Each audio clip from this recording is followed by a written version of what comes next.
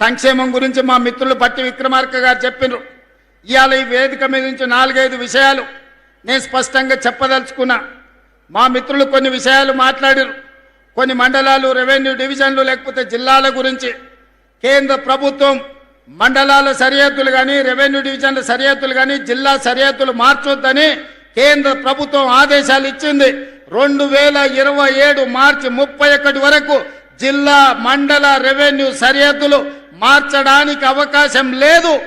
ఆ తర్వాత ప్రభుత్వం ఒక జ్యుడిషియల్ కమిషన్ వేసి ఇలాంటి సమస్యలన్నింటిని కూడా ఆ కమిషన్కి ఇచ్చి బోత్ ప్రాంతం రెవెన్యూ డివిజన్గా మార్చాలని మిత్రులు అడిగినారు కదా. ఆ కమిషన్ ద్వారా ఆ రోజు ఈ సమస్యకు పరిష్కారం చూపించే ప్రయత్నం చేద్దాం. ఇక అదే విధంగా ఆనాడు ప్రాణహిత చేవెళ్ళ ఈడ తుమ్మిడేటి దగ్గర మొదలుపెట్టి కొడంగల్, తాండూరు, వికారాబాద్ వరకు గోదావరి జలాలను 160 టీఎంసీలు తరలించాలని ప్రాజెక్టు కడితే ప్రాణహిత పేరు మారింది, ఊరు మారింది, అంచనాలు మారినాయి. 1,00,000 కోట్లు గోదావరిలో పోసినట్టయింది. కాళేశ్వరం కడితే కూలేశ్వరం అయిపోయింది. 3 ఏళ్లలోనే కట్టుడు కూలిపోడు జరిగిపోయింది. మా ఆదిలాబాద్కు మాత్రం రాలేదు. మా ప్రేమ్ సాగర్ రావు గారు ఎప్పుడు అంటారు, గోదావరి తలా మా పక్కల నుంచే పోతుంది, మాకు మాత్రం నీళ్లు రాలేదు అని. అందుకే ఇవాళ నేను ఈ వేదిక మీద నుంచి మాట ఇస్తున్నా. ఇప్పుడు ప్రారంభించిన సాగునీటి ప్రాజెక్టులే కాదు, తుమ్మిడేటి నుంచి ప్రాణహిత చేవెళ్ళ ప్రాజెక్టును తిరిగి ప్రారంభిస్తాం. ఆదిలాబాదుకు నీళ్లు ఇచ్చి ఈ ప్రాంతాన్ని సస్యశ్యామలం చేసే బాధ్యత మా ప్రభుత్వం తీసుకుంటుంది. మా సాగునీటి పారుదల శాఖ మంత్రివర్యులు ఉత్తమ్ కుమార్ రెడ్డి గారు సర్వేలు చేపిస్తున్నారు, అంచనాలు సిద్ధం చేస్తున్నారు.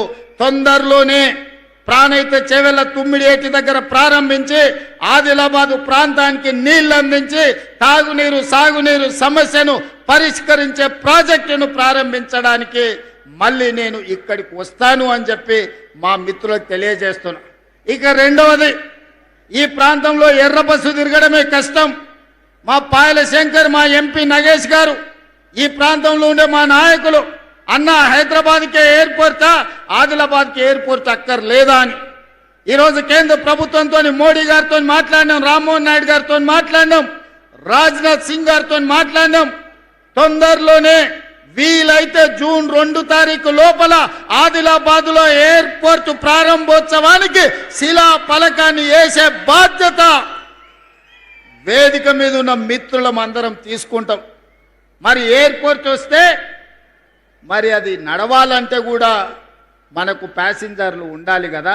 అందుకే ఈనాడు ఈ ప్రాంతాన్ని పర్యాటక కేంద్రంగానే కాదు, ఈ ప్రాంతాన్ని ఒక పారిశ్రామిక కేంద్రంగా మార్చాలని ఆదిలాబాదు ప్రాంతంలో వేలాది ఎకరాలలో గొప్ప పారిశ్రామిక వాడ, దేశంలోనే అతిపెద్ద పారిశ్రామిక వాడను ఆదిలాబాదుకు మంజూరు చేసి ఈ ప్రాంతంలో ఉండే ఆదివాసీ గిరిజన బిడ్డలకు, చదువుకున్న నిరుద్యోగ యువకులకు ఉద్యోగ ఉపాధి అవకాశాలు ఇప్పించడానికి, ఈ ప్రాంతంలో పారిశ్రామిక వాడను ప్రారంభించడానికి తొందరలోనే మీ దగ్గరికి వస్తాను.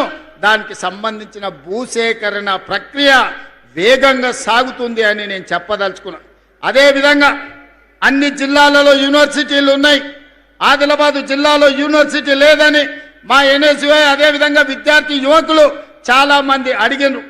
ఇప్పటికే ప్రభుత్వం నిర్ణయం